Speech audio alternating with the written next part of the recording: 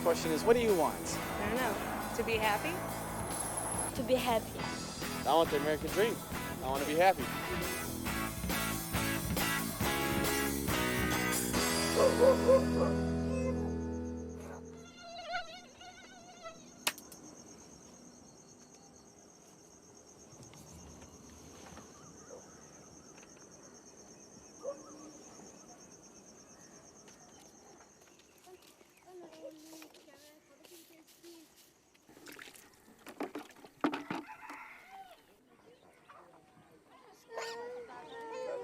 যেতে পারি আনতে পারবো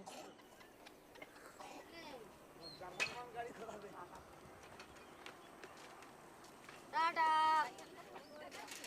টাটা টাটা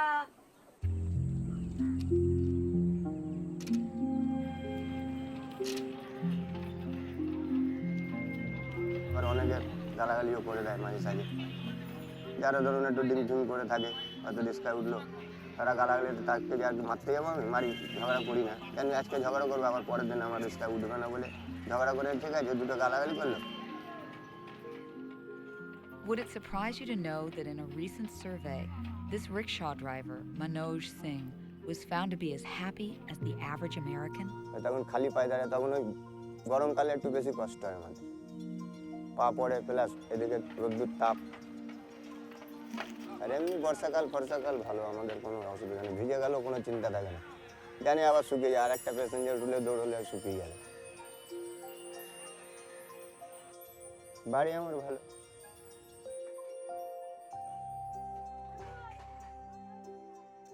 বাড়িতে ভালো লাগে একদিক দিয়ে এদিকে ফাঁকা হাওয়াও আসে বর্ষাকালে একটু কষ্ট হয় ঝাপটা ঝুপটি চারিদিক দিয়ে মারে তখন অসুবিধা নাহলে এমনি প্লাস্টিক উপরে আছে চার সাইডে প্লাস্টিক দেওয়া প্লাস একদিকে জানলা আছে ওই জানলাতে হাওয়া ভালোই আসে ভালোই থাকি খারাপ কিছু না। এই সকালবেলায় ফিরি যখন ওরা বসে থাকে ওই চা দোকান সামনেই ওরা যখন মানে তাকায় রাস্তার দিকে যে বাবা এই আসবে বাবা এই আসবে তখন ওদেরও মন ভালো লাগে প্লাস আমাকে যখন বাবা বলে ডাকে আমার মনটা আরও খুব খুশি হয় আর কি। ওই বাচ্চা কাচ্চা যখন ওই গরিব বলতে গেলে কি বাচ্চা কাচ্চার মুখ দেখলে তখন আমার বুকটা এত উঁচু হয়ে যায় যে আমার মতন কেউ বড় লোক নেই হয়তো নুন ভাতি খাচ্ছি কিন্তু খুব আনন্দ হয় যে না কারোর সাথে ঝাঁটি নেই কারোর সাথে এই যে মিলে রয়েছে আমাদের খুব আনন্দ হয় আমরা সবাই বন্ধু।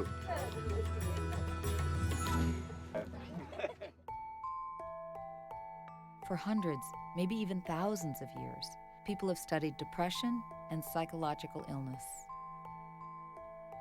The goal of psychologists was primarily to rid a patient of their problems. Recently, however, modern science has begun to look at how happiness works. What are the building blocks of a life that's not just free of illness, but one that flourishes with a deep and genuine happiness? When I got into happiness research, it was 1981. It was not a popular field in psychology. People thought it was flaky, that it was loose. A professor said to me, you can never measure happiness. Now, why they thought you could measure depression, which they were all doing, but you couldn't measure happiness, I'm not sure. And then in the 90s, people started getting interested in it, and now it's absolutely amazing how many people are interested. Magazine articles and books are being written about it. There's even a new field of science called positive psychology, which studies happiness. It became the most popular class at Harvard, with 1,000 kids showing up every week for a happiness class. The first thing is to realize that happiness can actually help you get your other goals, have better relationships, make more money, do better at the job. People on the job are going to like you better if you're happy. What we've done, and I've done this for the last 25 years, collecting data. So we follow people and look at their moods over time. We've also looked at random samples of people from around the world, who's happy, who's not happy. Then we crunch all these numbers and we say, gee, what really matters? By studying identical twins, people with almost exactly the same genetic makeup, researchers have discovered that approximately 50% of the differences in our happiness levels is determined by our genes. They call that our genetic set point, or our genetic set range. Most of us are born with a certain range of happiness that we fall in most of the time. And even when really good or really bad things happen to us, we kind of tend to return to our set point. And while 50% is genetic, amazingly, our circumstances like what job we have or how much money we have, our social status, our health, those things that many of us are told to focus on, they only account for 10% of the differences in our happiness. Most people are kind of stunned at how small that is, but that still leaves 40% unaccounted for. And so our theory suggests that there is a great deal you can do to become happier, and that 40% is left for kind of intentional behavior, things that we can do on a regular basis to become happier. It's very important, if a person wants to become happier, to try not to adapt to what they're doing. So they would consciously vary what they do. It could be like when you do your daily run that you take a different route. I mean, that's not really, mind-boggling. For some people, it's going to be a lot of change. For some people, it's going to be a little, but that change is important. It's sort of the variety of the spice of life.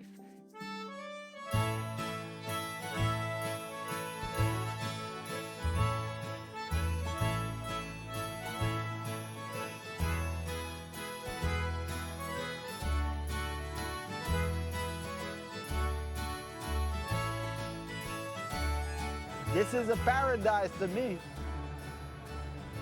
That's why I love it so much. And then you don't know what you're gonna see. People, call me for a tour. Well, what we gonna see? I don't know what you're gonna see, but we're gonna see something. Look right there. That's a crawfish eater.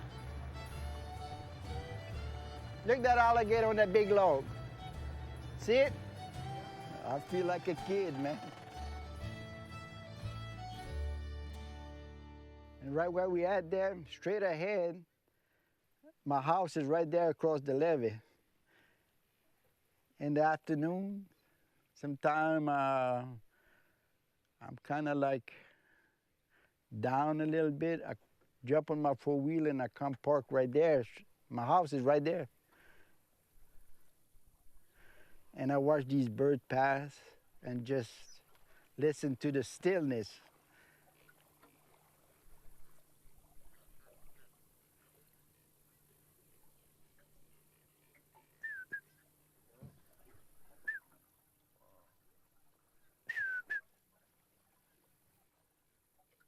This, wildlife and being out here, you don't know what you're gonna see.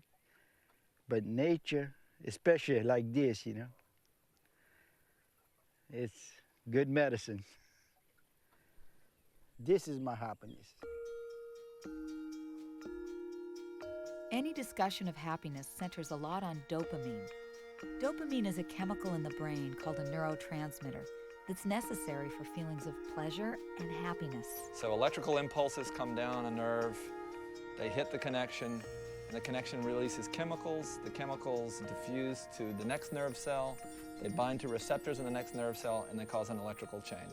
That chemical release that is released is called a neurotransmitter. Pretty much as you age, from about teenage years onward, you're slowly losing dopamine synapses and probably dopamine neurons as well. As far as we know, no one's observed those regenerating. If it's too severe, then you end up with Parkinson's disease. The body adapts to what it needs to do. So the use it or lose it probably applies to some degree in the brain as well. And so the idea would be to seek out experiences that release dopamine or you need dopamine to do. The things that are best at doing that, interestingly, involve physical activity. So aerobic exercise is probably one of the best releasers of dopamine, especially if you do it in novel ways.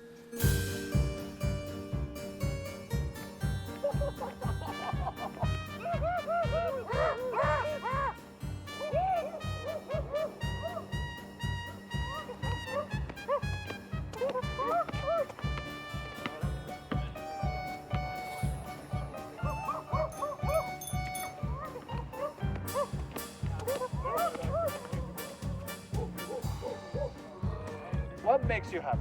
I like banana splits. I like banana peels. I like big bananas. The brain is basically, on this level, it's very similar to a muscle. The parts of the brain that are Look. I'm sorry. I thought you were going to say the greatest sponge, but I'll go with muscle. Qualquer atividade física é muito importante para qualquer ser humano. Que está numa idade que todo mundo no planeta talvez sinta que já está caindo, sabe? E eu me sinto subindo ainda, sabe? Então isso me sinto feliz, sabe? E muitas vezes você está ganhando dinheiro que é bom para você, mas não está se cuidando, né? Você não está se olhando, feliz, né? Você não está feliz. Você dorme a cabeça no travesseiro, preocupado com o que eu vou pagar amanhã, quanto é que eu devo hoje, entendeu? Então, o esporte tira você disso, sabe? Tchum, dá um mergulho. Dá um mergulho.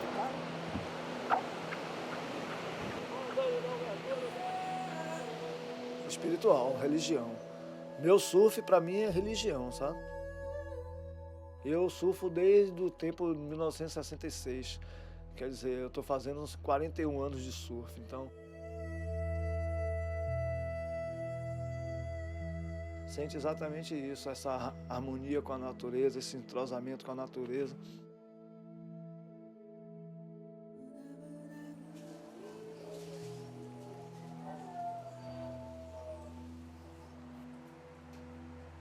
É uma vida que eu escolhi, né? Não é uma vida de doutor, não, mas eu vivo bem, sabe?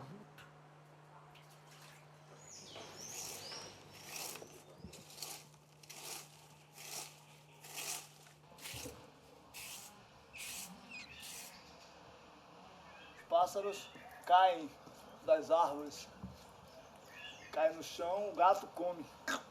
Aí a gente cria eles para até voar, sabe? Mas é muito gratificante você poder surfar com os filhos, sabe?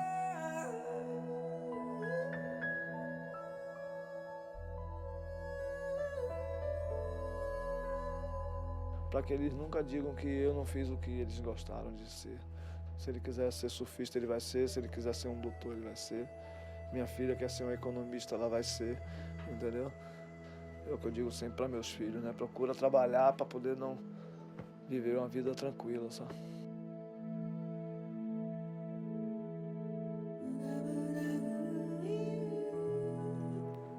It turns out that there's another component of surfing and exercise that can increase your happiness.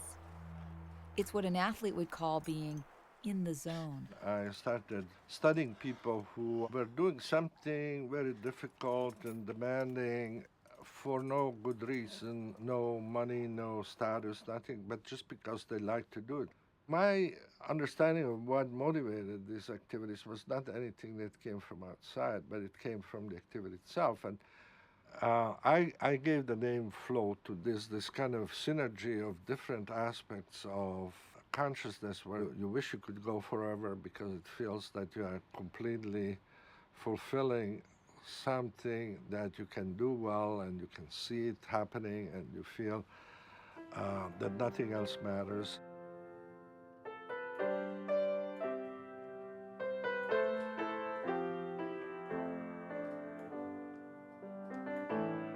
You have very clear goals that you know moment by moment what you have to do. Like if you're singing or playing a musical instrument, you always know what notes or chords you want to play next, and you can hear whether you did it right or not. People in that situation feel in control, they forget their problems. Interestingly, they forget themselves, so that the kind of ego that we are always aware of in everyday life disappears. It builds over time a feeling that life is worth living. Flow can happen almost anywhere.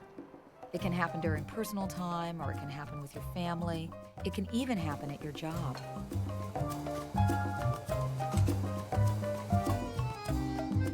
It's all in the rhythm. It's all in the, just keeping the rhythm going. I'm doing it 14 years. I love it. Don't want to go nowhere else. Why do you love it? It's like cooking. Always did. I gotta order hash browns all the way. Patty milk. Master grill operator. The research is clear. People who experience flow on a regular basis are happier than those who don't. much of what we believe about the causes and sources of happiness simply isn't true. People overestimate how much impact both good and bad events will have on them in the future. People believe that if good things happen, they're going to be ecstatic and that joy will last a very long time. In fact, they are ecstatic and the joy quickly dissipates. People believe that if bad things happen, losing a lover, losing a football game, losing a job, they will be devastated and devastated for a very long time. In fact, they are devastated for a very short time. In general, people do really good when things go really bad. Sounds like a country song, but it actually turns out to be true. This is Town and Country in 1969, and I was featured as one of the top 50 debutantes in the country at the International Ball, along with Tricia Nixon and people like that.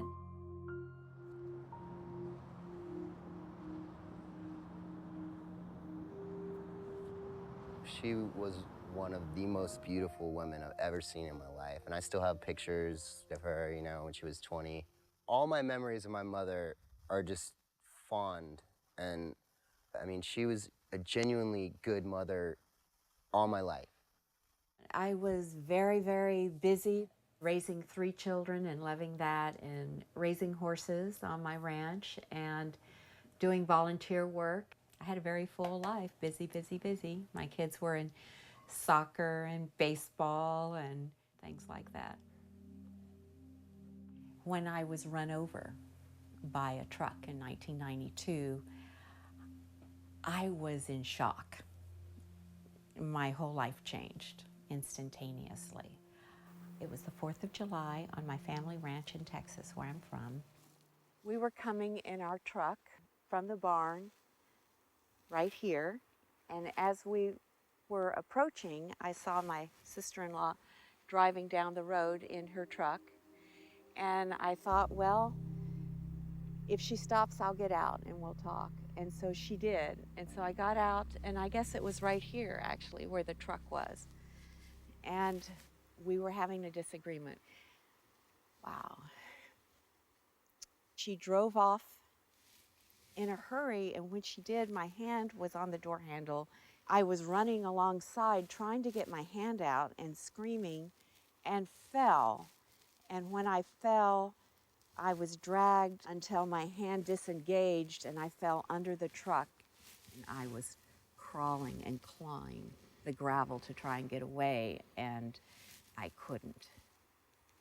And it went over up my spine and over my head and crushed my face in the rocks. My dad had already jumped out of the truck and was screaming, and I got there, and of course we both thought you were dead.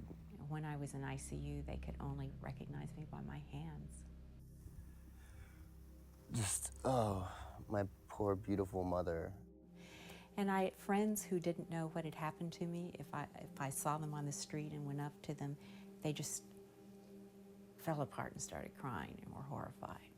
My husband divorced me and left me. He became a really bad alcoholic. It was very traumatic for him too, but for 9.5 years, I was totally disabled. I've had 30 surgeries on my face.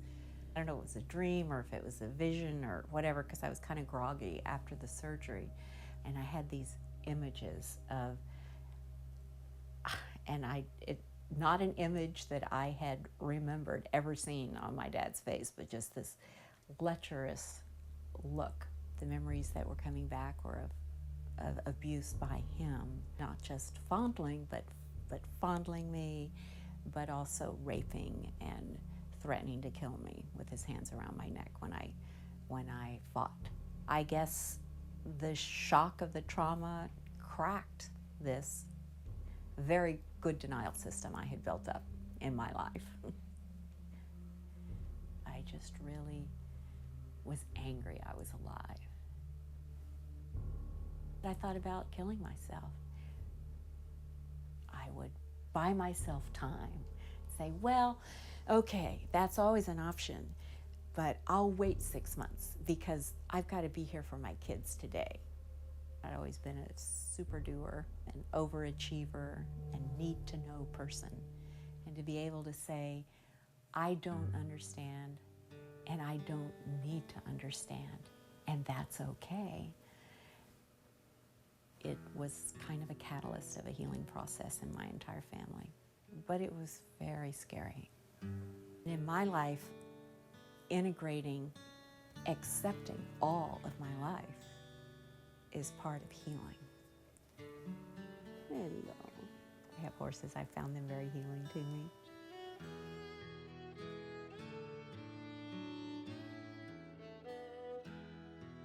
I had seen him at one of my stepdaughter's wedding. We knew each other years ago, and he asked me things like, did my nose work? And I liked and appreciated that, you know. And what was it like having been beautiful and then not? He wasn't afraid to talk to me, to talk about things. And we got married a little over 2 years ago. His name is Happy, and we have a wonderful life together. Calls me beautiful, and I love it. Yeah, it is a strange truth, but the truth is I am a happier person. I am more grounded, more centered, more connected and integrated with who I am and grateful for who I am today. I'm working with other people now as a practitioner. I think that you can make a choice and that you do make a choice when things happen in life.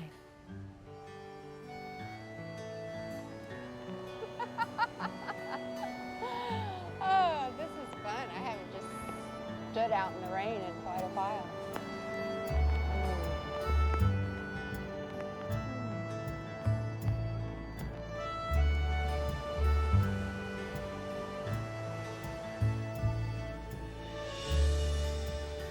There's a general lay sense that all adversity is bad, and the scientific research doesn't really support that. One of the key ingredients to happiness is being able to recover from adversity more quickly. So it's not that people who are happy don't respond to adversity. They do. They show an appropriate response to adversity, but they come back down to baseline quickly. There's no such thing as pleasure without pain, of whatever sort, emotional or otherwise, physical or otherwise. Your nervous system is a differential engine. It looks at differences, it looks at contrast. That's all it cares about. It integrates information by integrating a bunch of little differences and things. What do you want out of life? To be successful, to be happy, and to live a long, healthy life. What's going to make you successful and happy? What will make you feel like you're successful and happy? Right now, money. Yeah, lots of money. We're told in our society that the way to be a competent person, the way to be a good person, is to make a lot of money. In the last 50 years, economic growth has gone up a lot. In America, for example, we're about twice as wealthy as we were 50 years ago. But nationally representative surveys of people's happiness show that happiness has remained stagnant. People aren't any happier than they were 50 years ago, even though they're living in a lot bigger houses, they have more cars. Anybody who says money doesn't buy happiness should go talk to somebody living under a bridge. But anybody who says money buys happiness should go talk to Bill Gates, okay? Neither of those things is actually true. When money buys you out of the burdens of homelessness, of not knowing where your next meal will come from, it changes your happiness dramatically. But once you have basic needs met, more money doesn't seem to buy more happiness. The difference in happiness between a person who earns $5,000 and $50,000 is dramatic. The difference in happiness between a person who earns $50,000 and $50 million is not dramatic. The idea goes back to this notion of the hedonic treadmill, which says that whatever level of wealth or material goods you have, you adapt to it and you'll always want more. That's what the hedonic treadmill is. The hedonic adaptation is one of the main enemies of happiness.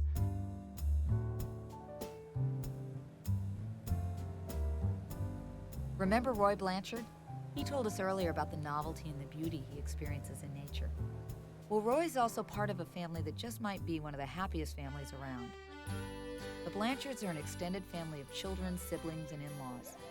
Most live within a few miles of each other. They live modestly and with very little material wealth. but they seem to have plenty of happiness to go around. Tous notre enfants parlent le français, c'est la dernière. Et la plus jeune. In English, somebody tell you something and you didn't understand it, you say, could you please repeat that again? I didn't understand it. In French, you say, ah. That's your We didn't even have toilet paper. We had to use the Sears catalog. That's American. Is that American? Using the Sears catalog, that's American. And how often do you come together? Oh, at least once a week. We were our playmates. Our parents, they were the playingest people. They played marble with us. We swam every day. Every afternoon, the whole family would be in the lake swimming. All this food right here didn't cost us a penny. We could feed 25 people for nothing. If you got to buy all that, you almost got to be rich. But, you know, that's the way we live. We call it live off the land. And that one got good. Let's see, 1, 2, 3, 4, 5, 6, 7, 8, 9, 10, 11, 12, 13, 14, 15, 16, 17. Enough for one person. My daddy, he was a carpenter. Somebody needs something done, we just get together and we do it. The daddy built a lot of our houses. We didn't hire no plumbers and electricians. The family was able to put us a house together.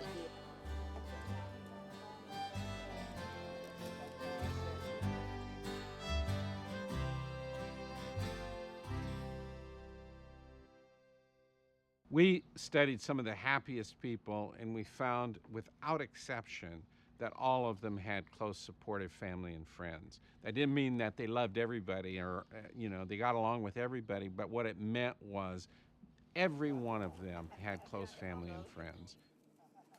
We make a distinction between two main kinds of goals or values which people might pursue in life: intrinsic goals and extrinsic goals. So extrinsic goals are extrinsic in the sense that they're focused on something external to you. They're focused on rewards, they're focused on praise, they're focused on getting stuff. And the three main examples of extrinsic goals we've looked at in our research are for money and financial success, for image, kind of looking good, having the right appearance, and for status or popularity. Now we contrast those with intrinsic goals. Intrinsic goals are inherently satisfying in and of themselves because they have to do with intrinsic psychological needs that all people have.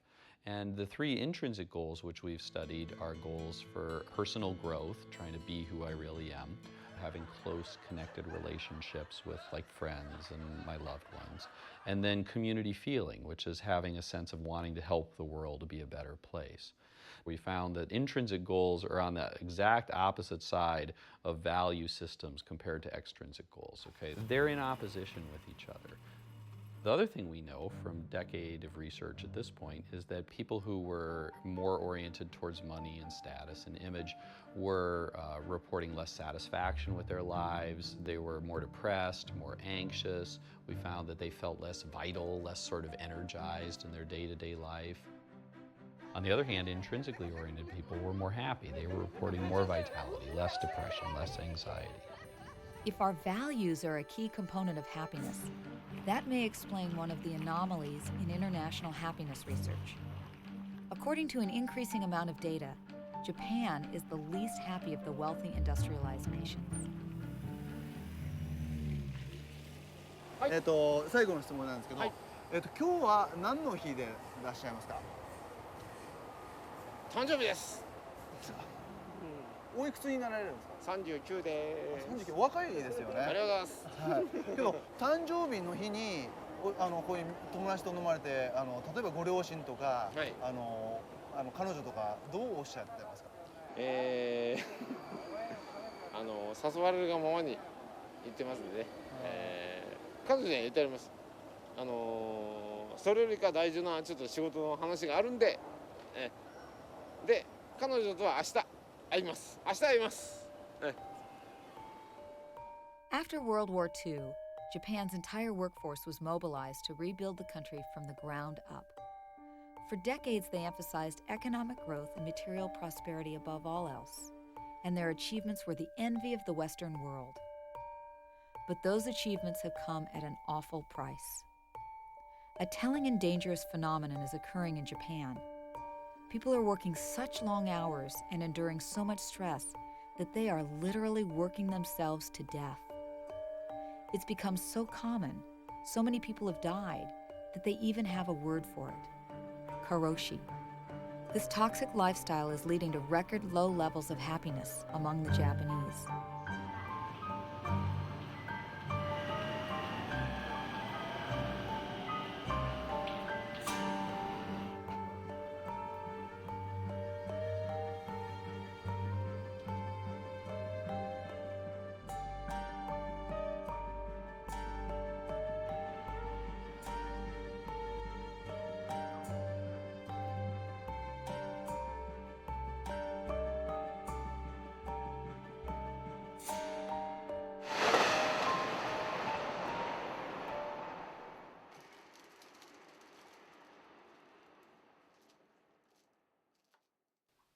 トヨタで無駄をなくす無駄をなくすって言うんですけど、そうするとこういいように聞こえるんですけど、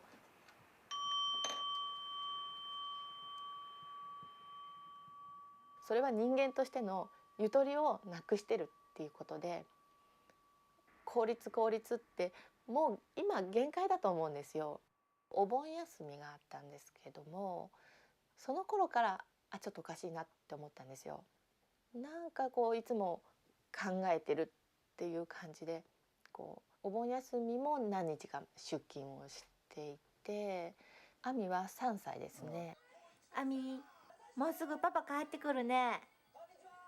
今日仕事から帰ってくるよ。そしたらなんて言う？なんて言おうか。おかえりは。来たよ。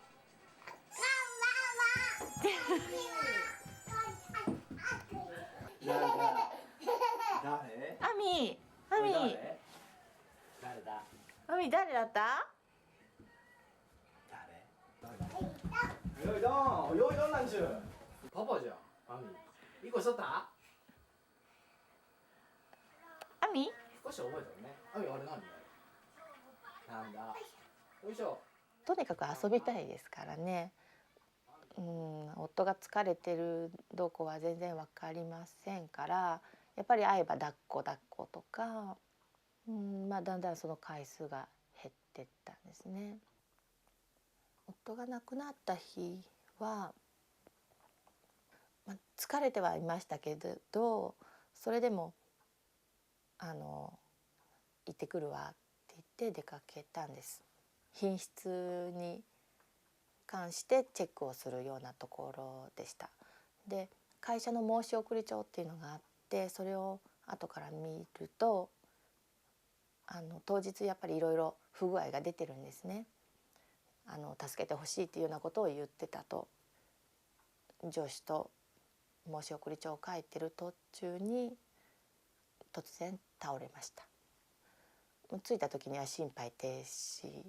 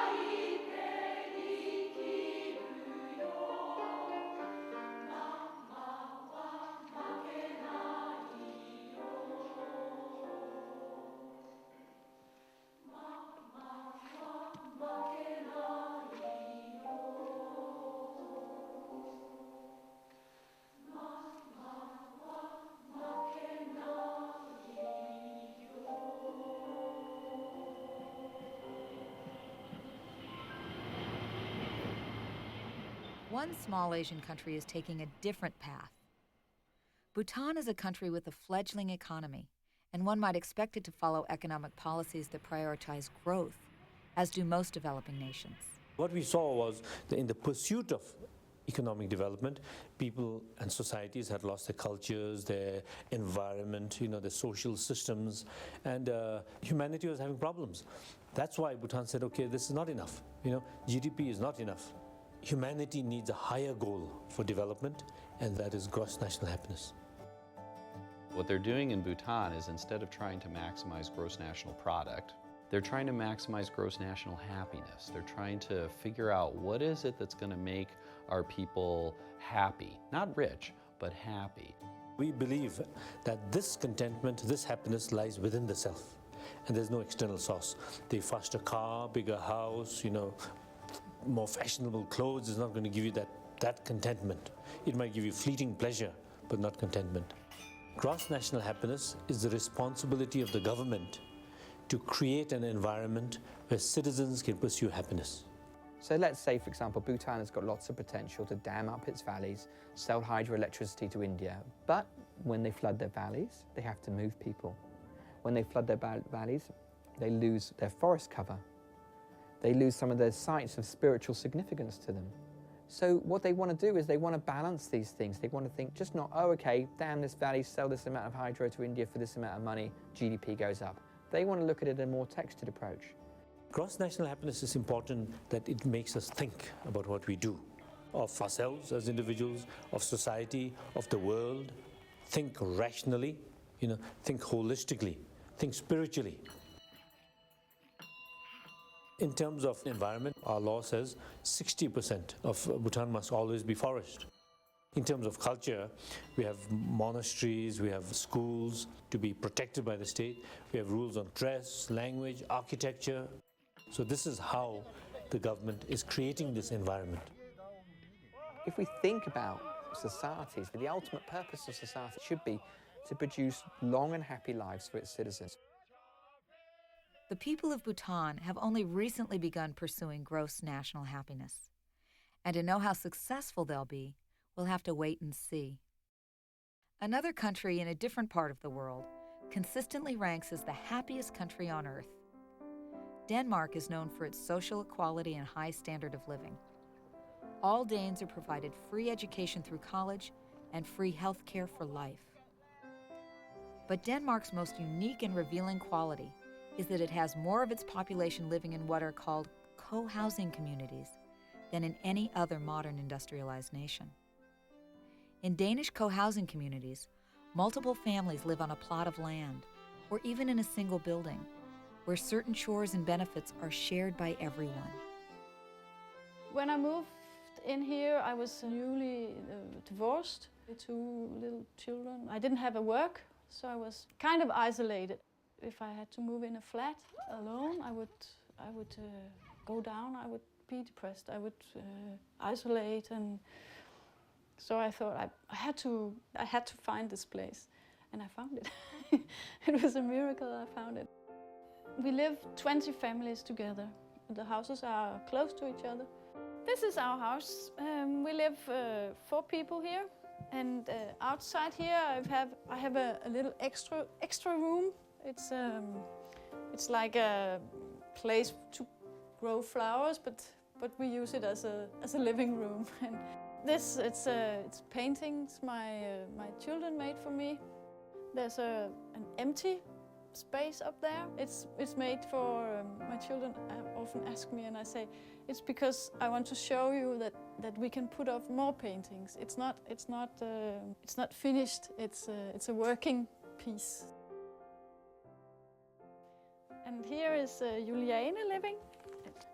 And she has a little animal, which is also a kind of symbol of our flat, our house, because it's a very tiny animal and it has a very tiny cage to live in. But I used to tell them that this animal has more space than we have. 50 years ago, people in Denmark also lived in Copenhagen, lived in small flats, and they had a lot of children, and they had a nice childhood anyway. So It's like a big family. Yeah, I feel like a big family. I have friends in the school and I have friends home. It's very nice because so I have many friends. Det er dejligt at have nogle voksne, de er meget sådan, passer på en. Ja, hvis nu at der er nogen... Hvis nu jeg har slået mig ned i handen, så er der altid en, der kan komme rendende, hvis det sker noget. We eat together, and it's very, very nice. Og lasagnen er deroppe. Ja. Tak.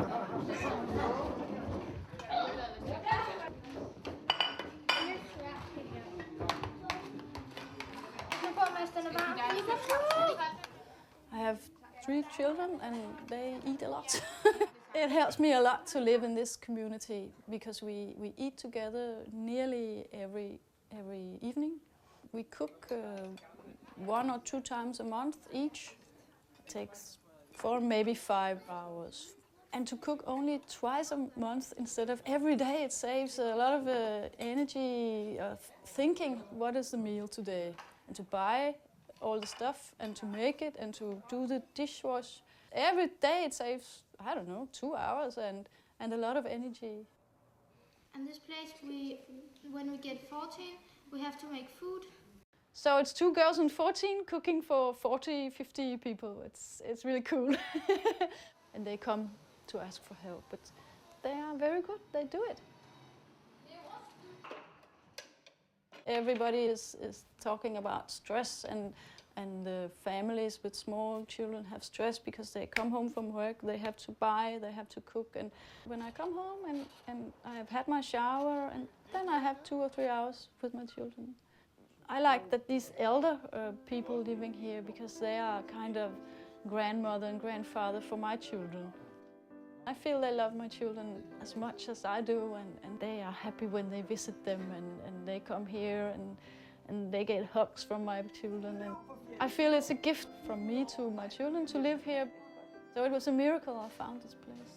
It saved me kind of to find it because I needed to be surrounded by other grown-ups, not only my own very small children. I have lived here for 12 years now. I gladly take 12 years more.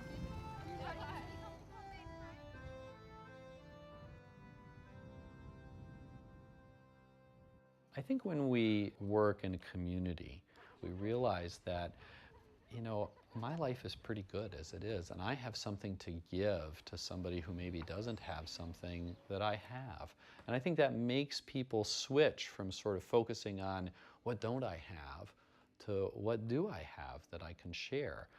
And that's a very powerful thing that we know from the research makes people happier. We all need something bigger than ourselves to care about. And for some people, structured religion gives that to them. For other people, they don't believe in that kind of structured religion, but they have compassion, caring, gratitude, and these spiritual feelings that connect them to the universe and connect them to other people. Now, one of the other things we know is that not all religious people are happy, or not all religions are happy. If you do not obey the commandments of the Lord your God, then he'll curse you. According to church leaders, Hindu radicals were opposed to the event and began attacking Christian homes and churches.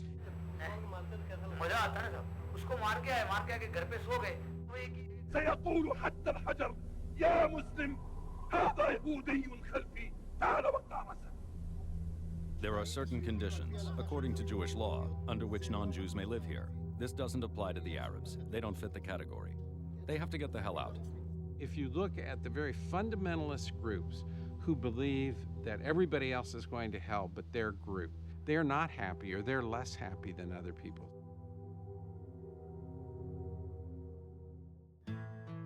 Happiness isn't just about feeling more blissful and content. Happy people tend to function better.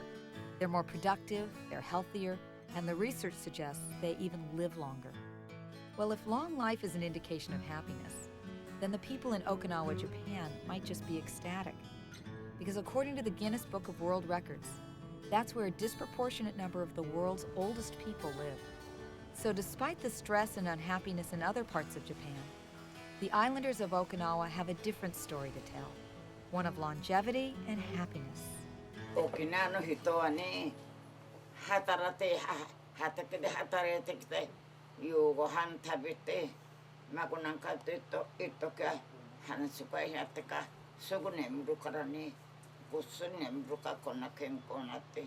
医学的にはこう説明することできないですけどね、小木村がですね、こう長寿の村といってですね宣言したのはですね、確かになんとか100歳人口比例ですね 100歳以上の方が世界一であるということですね。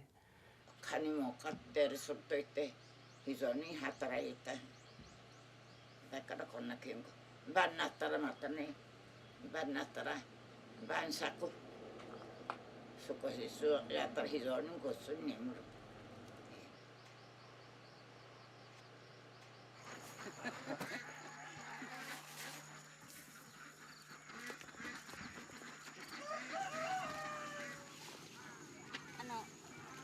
前はね、サウナにわざわざ汗出しに行ってさね、だけどこの畑仕事したら2時間働いてきたらね、もう汗がびっそり、もうとってもいい気持ち、もう汗がびっそりだからすぐお風呂入って朝ごはん食べてまた洗濯やったり。Besides experiencing flow on a regular basis, Okinawans grow vegetables that subsidize their livelihoods and provide gifts for friends and neighbors, bringing the people even closer together. 自分が作ったのはもう本当に美味しい。全然総力何もしないから。気持ちのせいかね、もう自分たちで作ったのが美味しい。幸せです。Even the Okinawan traditions keep people connected in unique ways. The island has a traditional band of about 50 people, and the rule is that the band members must be between the ages of 20 and 30. The band is supported by community funds and plays in a different village every Friday night. Since there's not much other nightlife on the island, lots of people come out to see them, both young and old. It's a tradition that ensures regular contact between people, not only from different villages, but from different generations.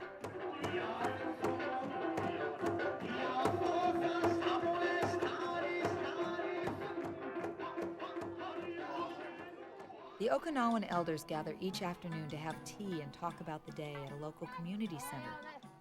And though now housed in a modern building, it's been a staple in Okinawan society as long as people there can remember.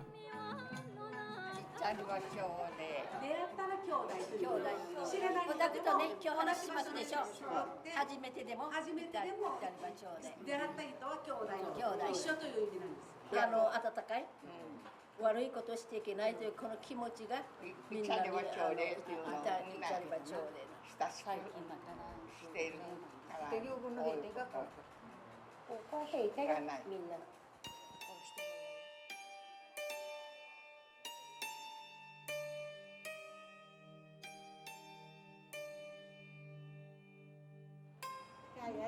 私はね、戦争未亡人だけど、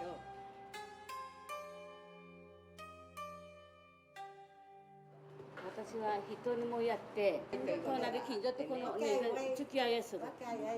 大組の方に、高田との方にもね、踊り習いに行ったり、カラオケしに行きまして、このおばさんが一番可愛い私は。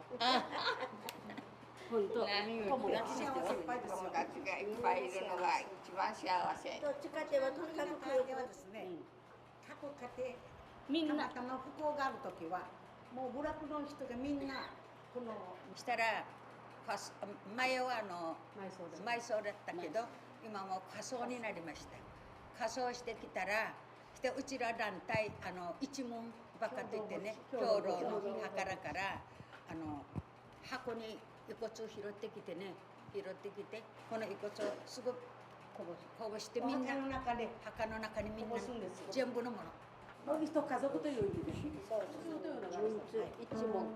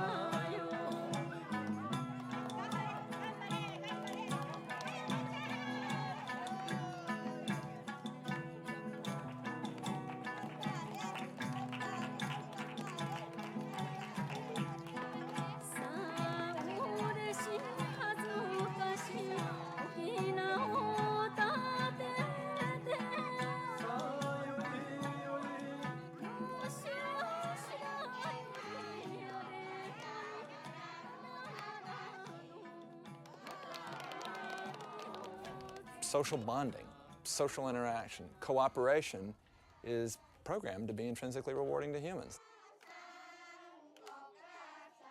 That's how we inhibit our self-interest in order to do something with someone. Otherwise, you wouldn't cooperate. You'd be totally self-interested. We do not behave that way. We're social creatures.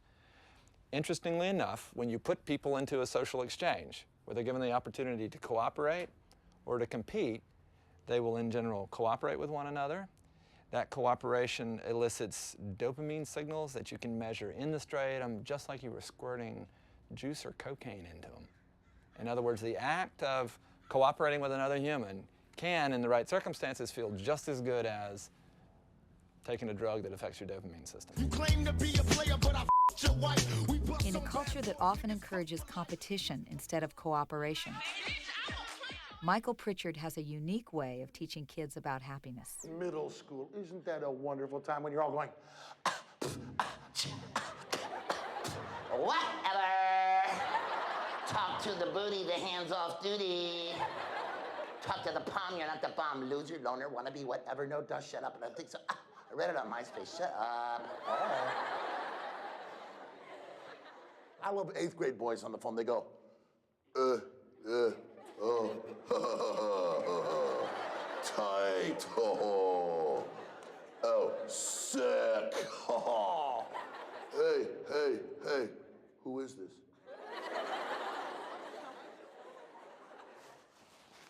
Well, I'm up here sweating like Britney Spears on Jeopardy. How many of you every day see a kid here who gets isolated, teased, picked on, laughed at, and has become the target of lots of other kids teasing and bullying? Raise your hands, please. Raise your hands high, high. Look around the room, please.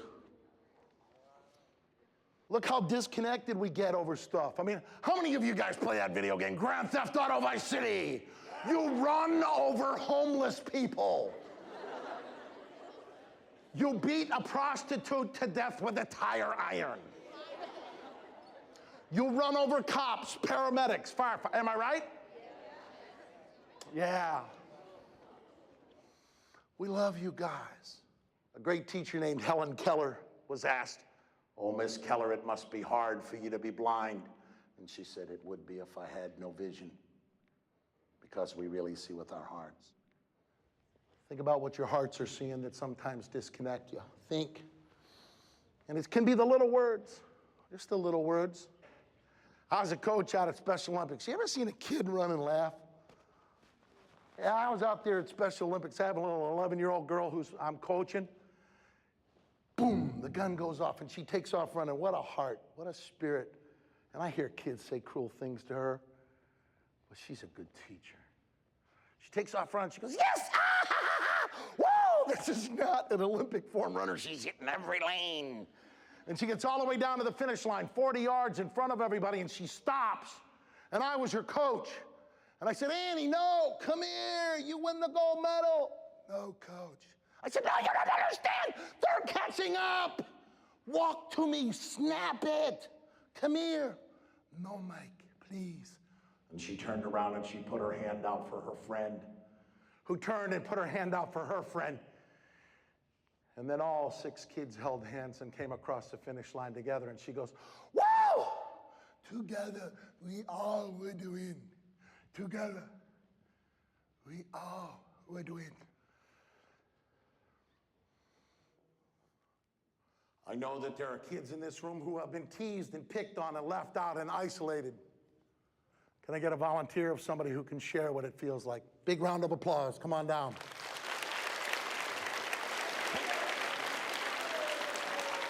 I'm very proud of you, son. Stand in front of me. I'm proud of you. Tell me what happens sometimes. What do they say? I have a depression disorder and ADHD, so it just feels like life, it feels like it shouldn't be this hard. It's just like every day after school, you start crying for no reason. What have kids said to you, Ben? Nerd, loser, gay, all that stuff. What has it done to your heart, son? Just makes me feel really bad. Is it fair to you? No. Is it fair to any kid at this school? No. Stop a minute. Not on the football field, not in the basketball court, not in all the best academic classes or languages you have will you see Benicia Middle such courage as this. This is the courage you should learn to love and respect and honor. Give his heart a huge round of applause. That's courage, guys. Who else can share? Everybody knows I'm Joey. So I'm like the shortest kid inside this room. Nobody else is shorter than me. So everybody makes fun of me. They don't even know, man. It's not fair. Stop a second now, Joe. Take a deep breath. How should we all treat each other? Come with the love now, buddy. Come with the love. Come with the love. How should we all treat each other, Joey? We should just feel how they feel and tell them that ain't right. You shouldn't be doing that. Give that a huge round of applause. Good job, brother. Good job. I love you, son. Good job. Compassion leads to happiness. Big round of applause. This is the Benicia school you go to. Let them know. Let them know. This is the way you go. This encouragement. You guys are awesome. See? Joy comes from that connection to others. The best thing we can do for a child is to help them learn love.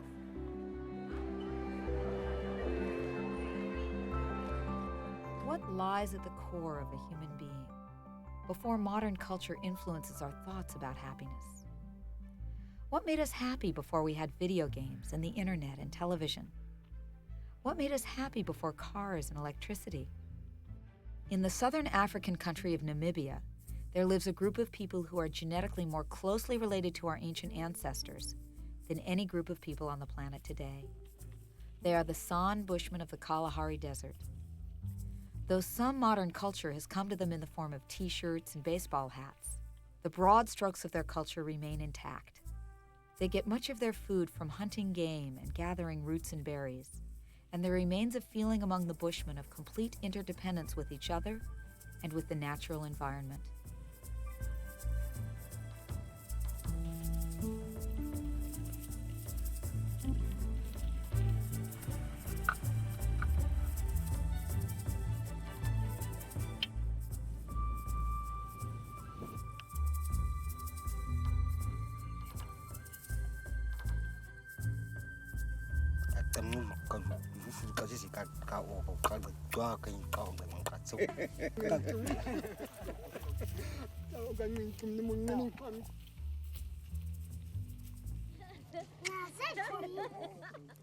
Cái tới vùng hoa nó ô cha cổ cả cú à mình mà ấy ô vùng hoa.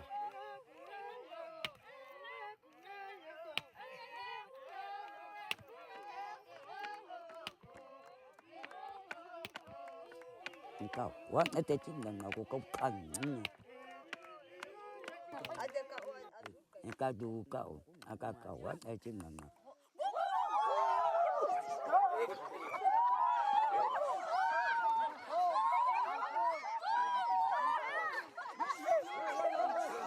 The Bushmen feel responsible for each other's health and well-being.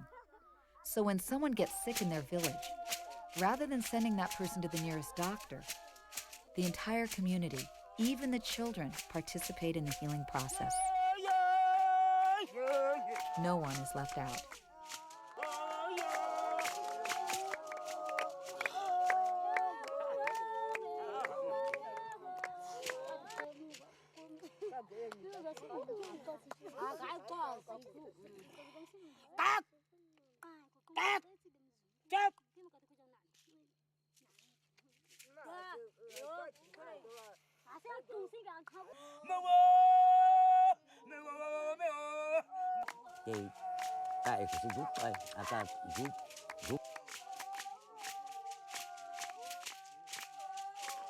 My real guru to teach me the value of compassion is my mother. The first act after birth is relying on mother and sucking milk. At that time, no idea who is that person. but simply, you see, just the mother side also, tremendous sense of care, affection, compassion. So the bond, closeness between mother and child, not by law, not by religious teaching, but by nature. Compassion from birth in our blood. These are there. Not only at the beginning, but a whole life.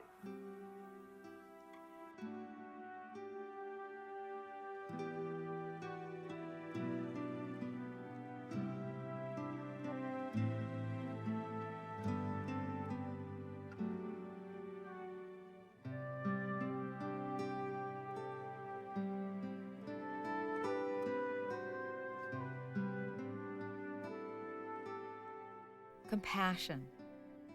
Richard Davidson told us that people who do a specific form of meditation on compassion and loving kindness can increase their happiness levels to a greater extent and for longer periods of time, even than people taking powerful antidepressant medications. There are specific meditation practices that have been around for more than 2,500 years, which are explicitly designed to cultivate qualities like compassion and loving kindness.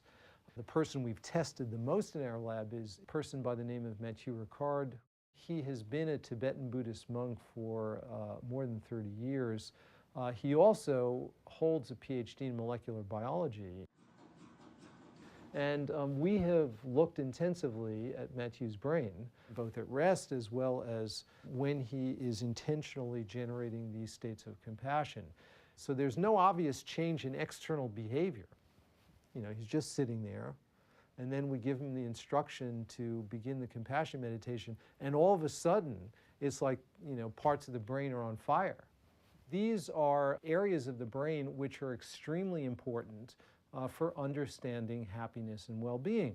And so we are, for example, currently doing studies where we are having people who've never meditated before, and we're having them do very simple exercises, 2 weeks of training in this simple compassion practice does change the brain in ways which are similar to, although not nearly as well defined as what we see in very long-term meditation practitioners.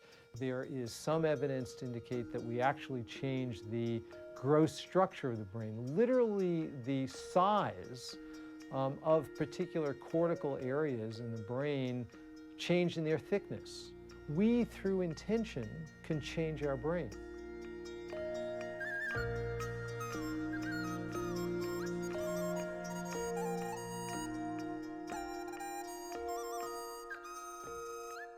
We ask people to count their blessings on a regular basis. Say every Sunday night you sit down, you write down 5 things for which you're grateful and kind of try to contemplate that. And we found that the students who counted their blessings once a week, every Sunday night, became happier. A couple studies we did, we asked people to commit acts of kindness on a regular basis. You know, they're going out and they're putting change in parking meters, and they're, you know, helping their friend with homework, or was visiting someone in the nursing home, or, you know, really doing real, you know, concrete behaviors. And it seems to me from our experience that the acts of kindness so far have been the most effective.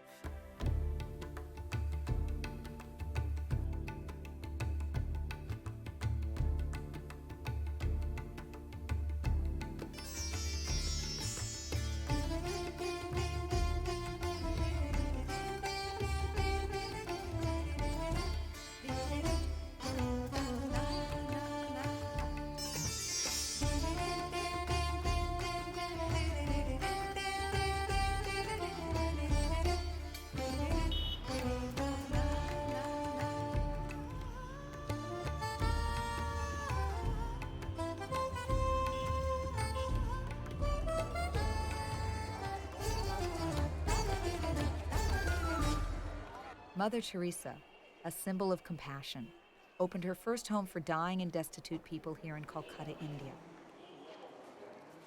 Andy Wimmer is a volunteer at the home. I was a bank and computer manager for many years, and a quite ambitious fellow. I wanted to become the youngest bank director there, spoiled with a good income, used and spent a lot of money, and had a good life actually, enjoyed the life. Yeah? I used to waste a lot of money on fashion, for example. I was quite a fellow with quite, into fashion and all these things. But it is not important anymore. I always felt that there is more in this life, than just going to the bank and having a good salary and having a good career and maybe wife and children and that's it. It can't be. Life is such a precious and beautiful thing. There should be some more, I met someone who worked in the home for the dying and he said, I show you that place and if you like feeling helping us, then you're welcome.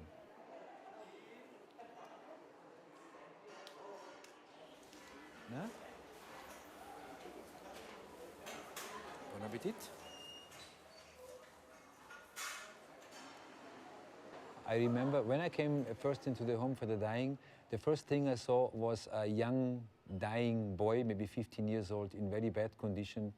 And I had to feed him. And I don't know, I fed him and he ate with great difficulties, but then he opened his eyes and looked at me and I thought, so that's it now, So it was like a flash, it was like a small enlightenment.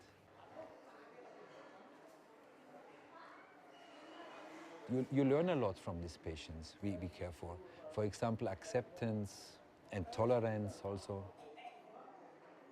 So we pick the people up usually from garbage dumps and from railway station platforms and admit them in the home. And then with basic medical care, we try to save their lives. But the most important is to show them that they are loved by God, that they are not forgotten, that their life is precious, that someone cares. So we do everything by hand, but there is a tremendous sweetness in taking someone's burden up a little bit. Just to lift this little bent body and take that burden away a little bit and help him to carry it. My life has a meaning. You have someone, a dying man in front of you, a dying young man, and he asks for a glass of water. It's just very little. But it's so important to give him this glass of water. It's such a symbolic act even, I got this life. I got my parents, my friends. I was never really sick. I had always enough food to eat. I am the first one in my generations which never experienced a war. For me, my life is like a loan given from God. And I will give this loan back, but with interest. And that's what we do. You serve your brother in front of you who is in need, and it gives yourself a fulfilled, happy life. Perfect, no?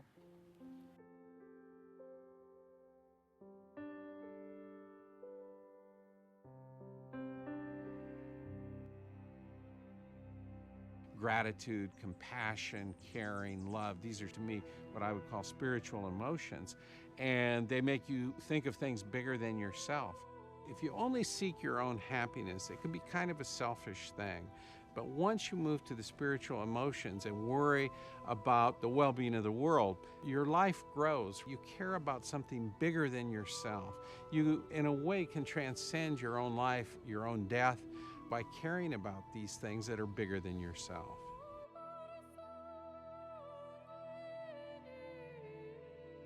If each of us even spent a smidgen of time each day actually practicing to cultivate happiness and also to cultivate other virtuous qualities like compassion and altruism, the world would really be a better place and we'd all be transforming our brains in very positive ways. And it's not about, oh, I must change my life totally and cut off from my past and I'll be a better person. It's not about that. It's because the trick is to be authentically you. We should really be thinking of happiness as a skill, which is no different than learning to play the violin or learning to play golf.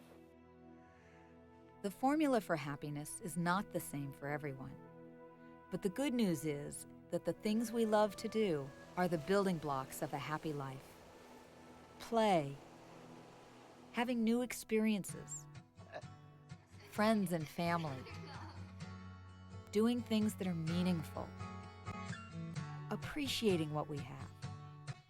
These are the things that make us happy, and they're free. And with happiness, the more you have, the more everyone has.